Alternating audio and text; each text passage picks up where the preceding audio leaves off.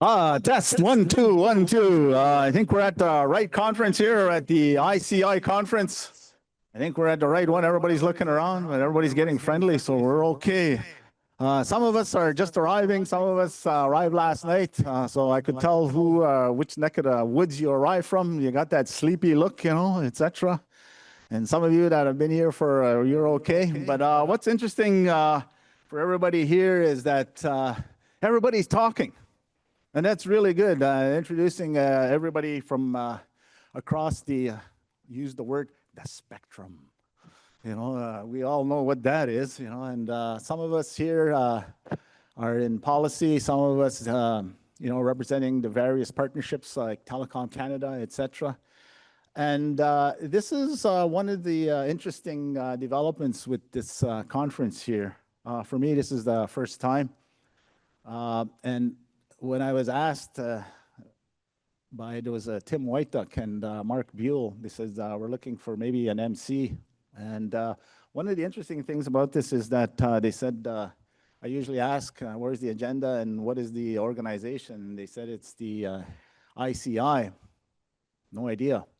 I says, what is it? This is the Indigenous Connectivity Institute. And the one challenge there was I know what the Indigenous part and I know what the Institute is, but is the connectivity. And so I asked, okay, what is the connectivity part? And Tim Whiteduck explained it to me. He says, it's like what you see me doing at the community level. And Tim was our first connectivity person within our community of Gittigan-Zibi, which is an hour and a half north of here. And he started out in the technical aspect, technical field, working here in Ottawa. And one of the things he did was he connected the school. We have a school in the community on reserve that community run, but we didn't have internet. So looking around the band office and said, and the teacher said, we have the internet. We need the internet. So guess what? Everybody looked at Tim. He knows some of that. So it fell on his duties and responsibilities. So what he did is he started the process. What everyone saw in the community was the internet, and we see the end result that you can get on. But one of the things we never saw was what he did in the background. And who he was associated, who was his partners, who was his friends, and how he got how he got to know some of the equipment, all the technical side. So lo and behold, this is what we have. So he connected up the band office and started connecting a lot of stuff together. And a lot of us, we took it for granted about about having this and having the internet, but we never really understood what he did. The only time we really understood it is when he wasn't there. He took a job because I think the office never really appreciated what he did and what he was doing, like building a backup, having redundancy and stuff like that. One of the things was never explained. He didn't have time and we didn't listen. But it's only when he was gone that we saw how crucial he was, but also how how the community didn't train somebody else to do that. That was the interesting part. So one of the things here today is there's a number of youth. I think it's between 18 and 35 is designated as youth. They're here in the audience, and we'll get some introductions later as we progress.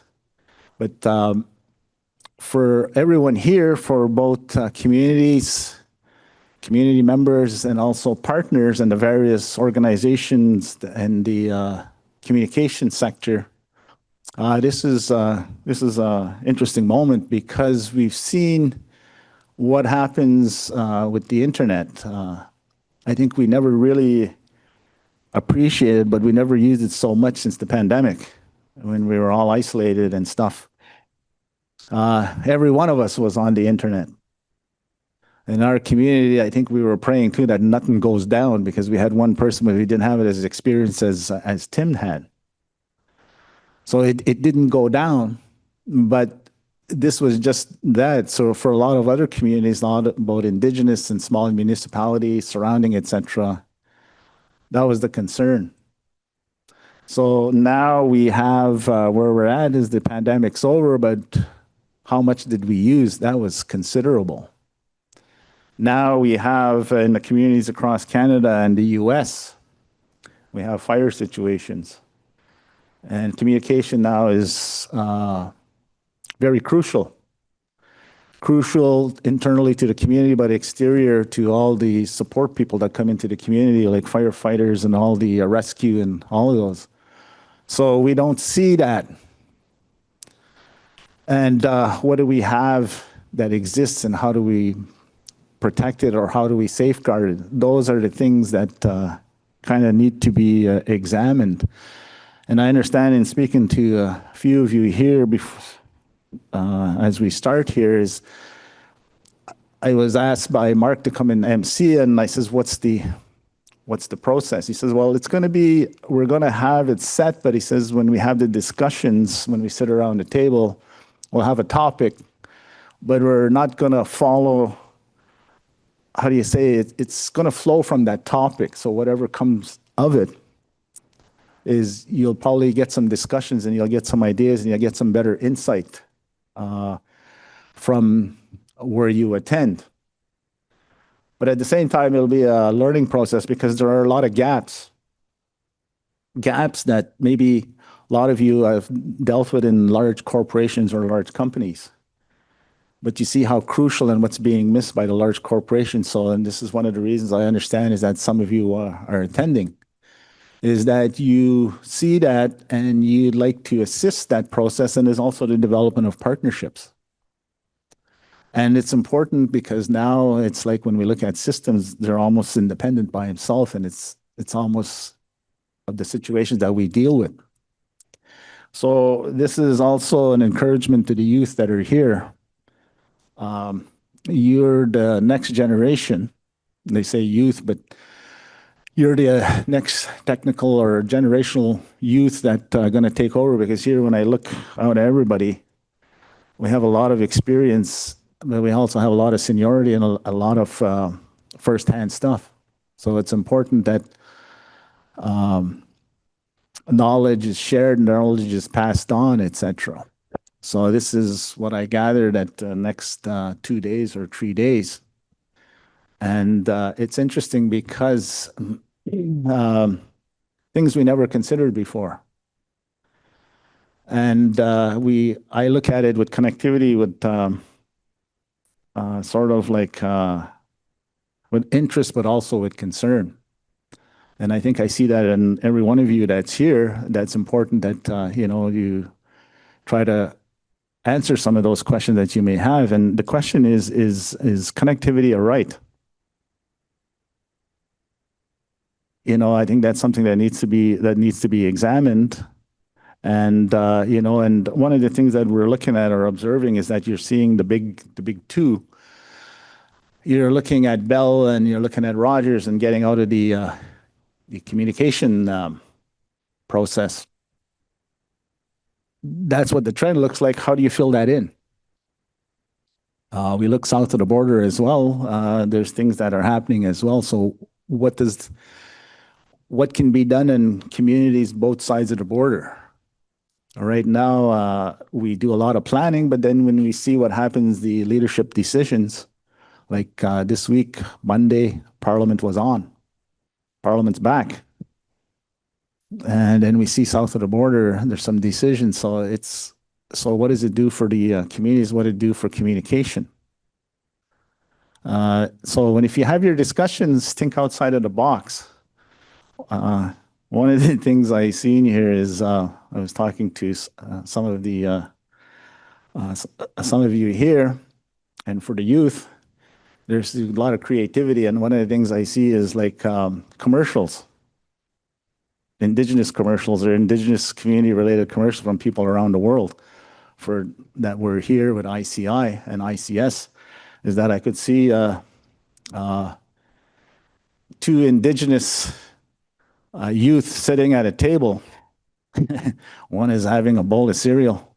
both of them are having a bowl of cereal, and the other one says to the other, like, like, I'm getting all the fiber I can get, man. I'm eating this cereal, but like, I don't want to have any fiber connectivity, man. It's like, so what do we do about it, man? And the other one says, I heard about this so-and-so, you better go and check. Maybe we'll get something, Heard something about Telecom Canada or etc. There's this new stuff. So those are the things that, we have a level of where it's required is we need a level of in our communities and is a level of financial literacy, but I don't hear a level of connectivity literacy. And that's the one that's crucial because they go hand in hand. And you are all the connectivity people. And I think this is what needs to be explained or needs to be shared, and it needs some kind of also for the youth. If you're looking at, there's aspects of you're looking at, you have a particularly aspect, a particular interest. Look at it as a broader parameter as well, and that's important because this is how you move it forward. And I understand this is the third meeting, the third conference that everyone was member to. So these are the things that you hopefully we can get across, or you'll get across amongst the tables and the things that you go to. So with that, my name is Fred Cobbonition McGregor. I'm Indigenous cause Fred Cobbonition McGregor. I'm Omamune ni aki in Dondana ki ang itaganzivi in Nonjaba. And I'll also give you greetings. I give you greetings in Kwe, Sego, Tanse, Wache, and Nani Wujo. And people ask me, what is the translation? Well, first of all, it's Fred Cobbonition McGregor is the one who lands. Every Indigenous person has a name, is given a name or a family name. And it's usually land or celestial or related. At the same time, you always say the land of origin. Omaumunini Aki, if you look at the Ottawa River and Gatineau, the perpendicular, I'm on either side of the Gatineau, which runs north-south, and also between a little bit north of the Ottawa River and a little bit south. And also they're saying this is unceded Algonquin territory. I'm a non-treaty person. For members around here in our audience here, for the original people, First Nations and First Nations in the U.S. and First Nations in Canada, some of us have treaties. I'm not a treaty member. There are peace and friendship treaties, and then there are numbered treaties. Because of part of history, and I think it's the Quebec Act, there was two things or three things that was provided. One was religious freedom. Civil law, everywhere else it's common, and the other one was couldn't make treaties because they're under British rule. So there's a section here that it's why it's unceded. In Quebec, there's the JBNQA, which they call a modern day treaty. It's more like a service agreement for the dams, etc. But the Crees have entered partnerships or forced the province in order to do some of this stuff, and one of them is the connectivity issue. So those are the things, and the other one is the greetings. One of them is Mohawk, because I have Mohawk relatives. If you go to Montreal, on the left side, you'll see the Lake of Two Mountains. This is why I say the greetings. It's neighbors, and it's also relatives, and that's important. Because why? You know the land, you know the areas, and a lot of Indigenous communities across Canada and the US, you know your backyards, you know what's there. But I think what it is there is this is where we need the partnerships to be able to do what we want to do and safeguard in our communities. But also to see what we have that can be shared and vice versa. So it's not an easy thing, but we're in a state of flux. So it's kind of a little bit of a challenge. So with that, this is where I'll do the I guess the introduction part. I'm not sure how else for some that are smudged, you smudge with our elder, but maybe we'll get Karen. Karen will get you to come up. One of the things is for a lot of First Nations, both in Canada and the US, when you visit one territory, it's always respectful to do an acknowledgement. It's not a prayer, it's more of an acknowledgement of all that's been provided in terms of Anishinaabe and Indigenous people. And when one visits one territory, one always acknowledges where one is. And that's just the general protocol. One of the things is we're all human beings. We're the four colors. And when I look out in the audience, I see all the four colors. And but of all the four colors, all of us are dangerous because we're human beings and we've been given intelligence, and some of us have been given teachings and we follow and others haven't, and we forgot those. So we see what happens in terms of the global and the climate change and the things that take place. So to ground what we're here for, and it's just as a reminder, we'll have some opening words from our elder here. She'll introduce herself. We'll get used to doing this, and I'll say a few after, and that'll be, we'll get Mark and Missy and whoever else is, etc.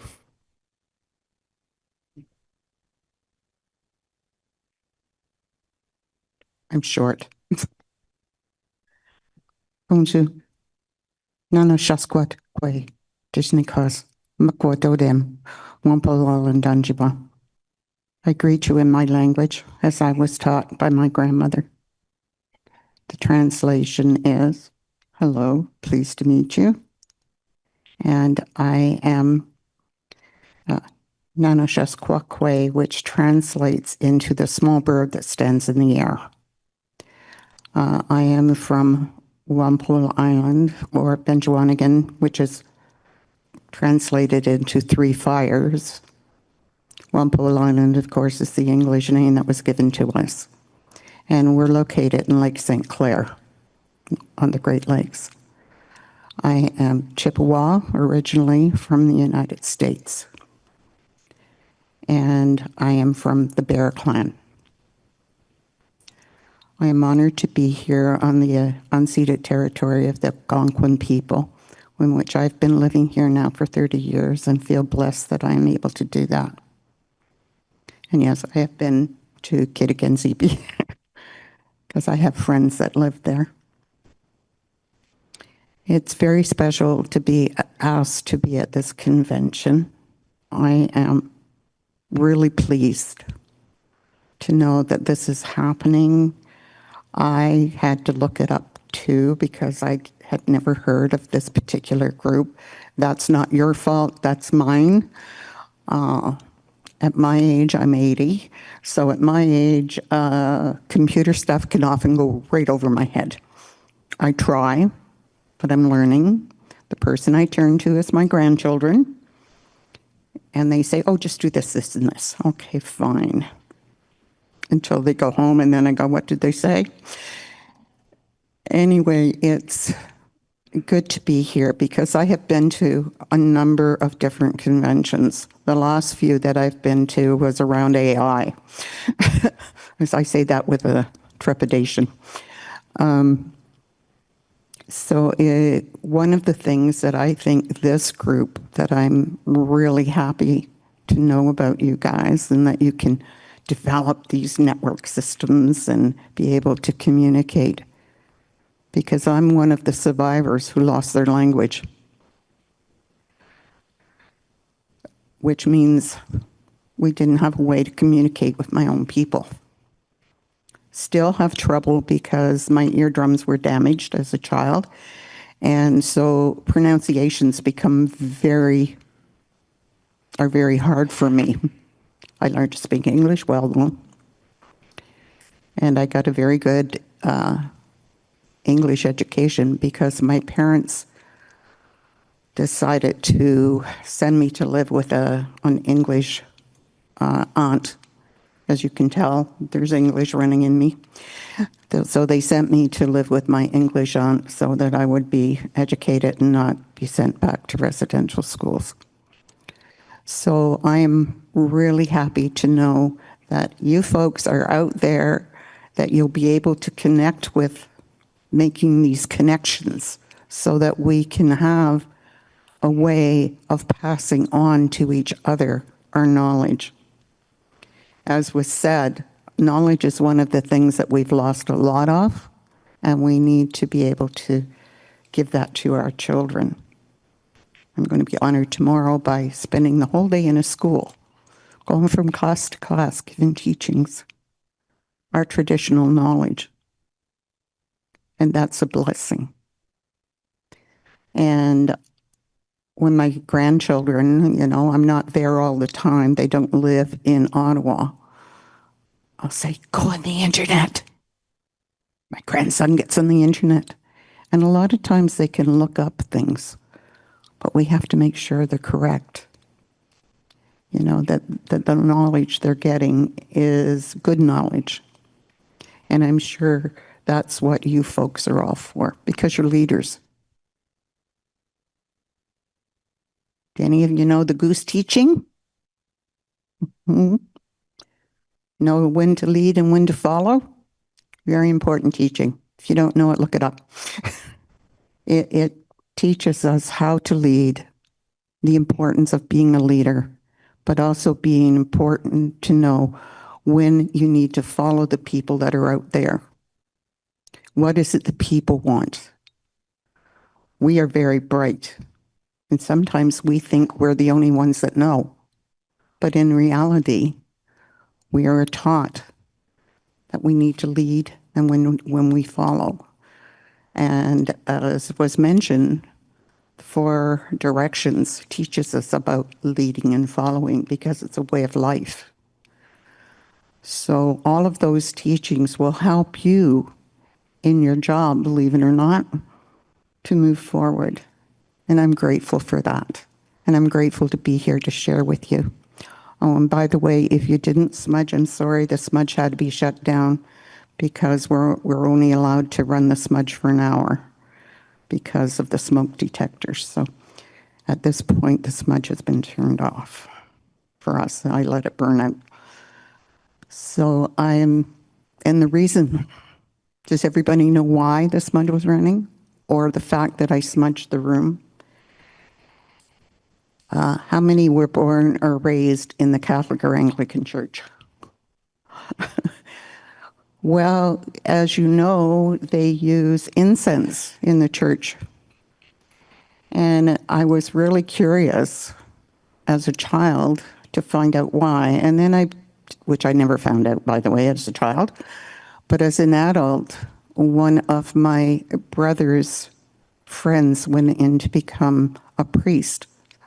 I cornered him one day and I said, why do you use smoke in the church? And he said, it's frankincense and myrrh.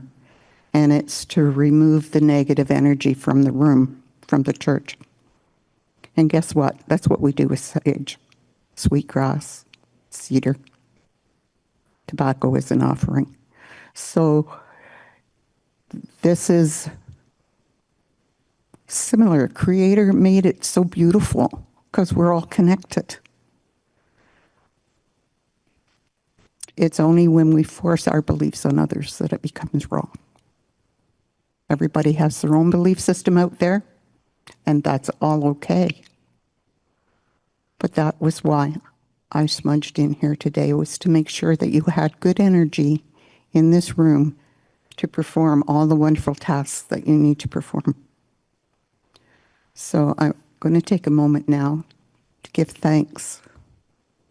We give thanks to Grandfather Sun, who rose in the sky this morning, who brings us warmth and brings us healing. We give thanks to the rain people that we hope will come in, the cloud people, to bring the rain, because we need it. And we need it particularly in the forest fire areas.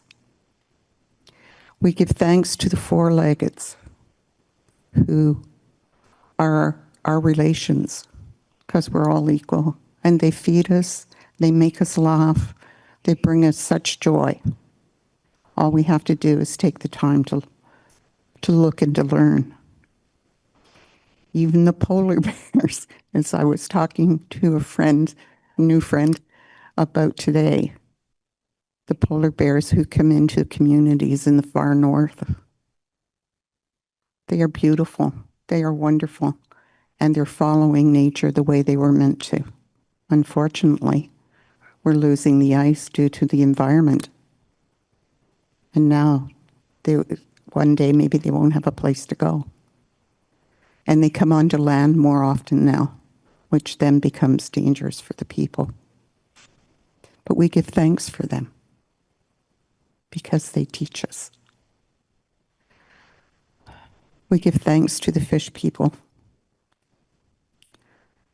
All the people that swim, all the creatures that swim in the ocean, fish and crustaceans, all of them. They're nourishing for us. And as Aboriginal people, we really depended on them to eat. So we're grateful to them for all that they give to us. And now we know that the oceans are changing and their environments are changing and they're moving. They talk about the sharks moving. They were there at once. They're just coming back. And we're grateful for them too. And we're grateful for all of the four legs and the creepy crawlers and the little things that fly in the sky, all of them, because everything has a purpose. So we're grateful to them. Thank you, Kichimiwich. We have them because they all serve a purpose. But more than anything, I would like to say thank you to the Creator for all of our relations here, for the two-leggeds, the people on this earth who come from every direction. We're all the same. We all have one need. We need to breathe. We need to eat. We need to sleep. And we need each other. Because that's where love lives. So we're grateful for that, Creator. We're grateful for being here. When we look around the room here, see people from all over the place. And I wish I could speak to you in your own language, but I can't. I have a hard time speaking in my own language. I'm learning it. At 80, I'm still learning, but I'm learning it slowly but surely. And I'm grateful for that. Creator, I'm grateful for all of us, for each one of us here. And Creator, let us do one thing, which I'm going to ask all of you, and I know He'll bless you and help you with this. I want you to put your hand on your head like this.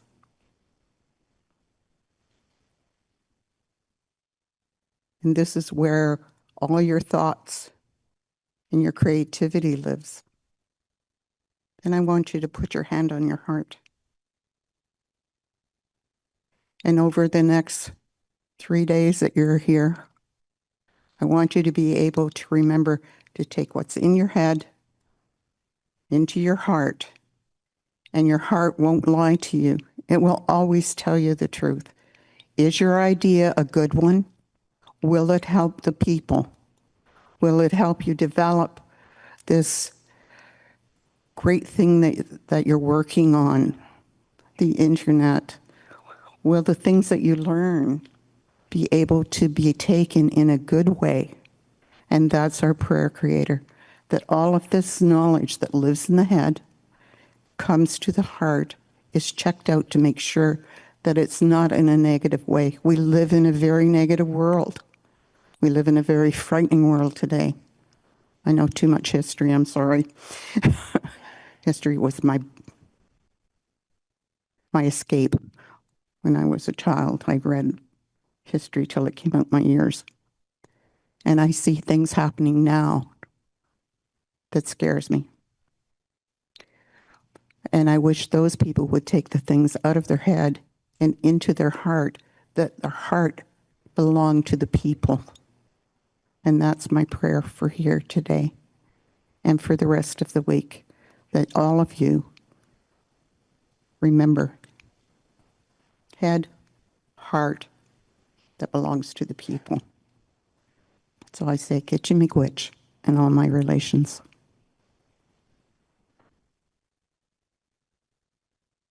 Miigwech. I'm going to check what's on our schedule here. But first, I think there's one thing I'm going to do is, since everybody's sitting down, I would like all the youth that are present here have been invited and you took the chance and you saw something, ICI, I'm going to go to this meeting, you showed up, a little sleepy, a little everything, a little worse for wear across the country. I'd like everyone to, all the youth that are attending, please stand.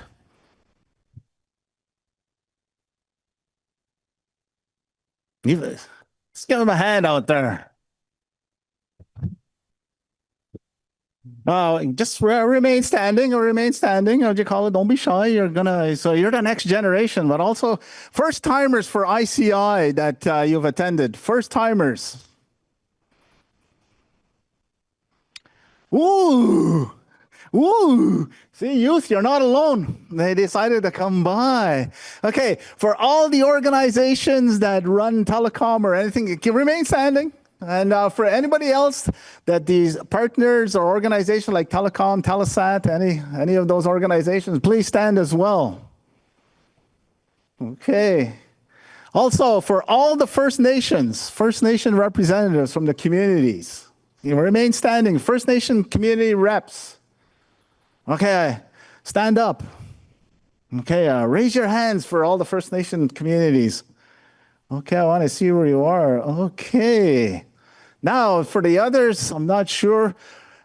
Visitors, any visitors from across the world? Oh, we don't forget, we also have our visitors, our American relatives, all American relatives. Woohoo, okay. Anybody else that I'm forgetting, shout out there. I see a gentleman over here, he's smiling, he's got a Tim Hortons cup in front of him there. Which organization do you represent? Advocating our phone. In 1974, I put fax machines, community social service. For the last 45 years, I've been connecting throughout the world and consulting with OEMs, communities, and bringing together people of like mind to connect. So I'm very much holding the flag for you. All right, we got support. Now, anyone from the various government departments? Various government departments. Okay, I see some sitting. The gentleman behind you, he has, yeah. Where you, what organization you represent or? All right, okay. So I'll get everybody to stand real quick. We're going to get everybody to stand. I'm going to give you what Karen says, missing the language. I'll give you a quick one. Tangji Mugach and Iggy Niko Sabin Ojamagach. The Mam Dana Kakana King guys it again Ojamagach. The way in which Tangji Mugach. Jimmy Gretch Kakana King guys it again Ojaman, the Mam Dana on Ojamagach. The Nagjaton on. I said J Aki, the Nagjaton on, and his Octon on, and Nagawi do Quag, and we be Madziang Ojamachi. Chi King guys it again. Ojamachi, Nagdawab non Ojamagach. Enabigis Nagajig, Kakanaguch, Kawasaga, Bigam Bizawagons, Margach, Jimam Jigos, Yang Oshamagach. Enabigis Nagajig, because Wasabi on Jibi or Gonshamagach. Enabigis Kishpingiwe, Watch Gida, Vido Quag, Nagajik, Chigiwe, Watch Mamayos, Akchiganawak. Enagach, Chimigwech. And the word is, thank you for everything that is created and everything that we see here. Thank you for all that's been provided, but for everyone that has come here, you traveled, that you have that you are looked after by the Creator and that you get back safely to all your loved ones, etc. And there's a reason why you have this meeting, and it's to share. So I was going to say, Chimigwech for everybody, and you can have a seat.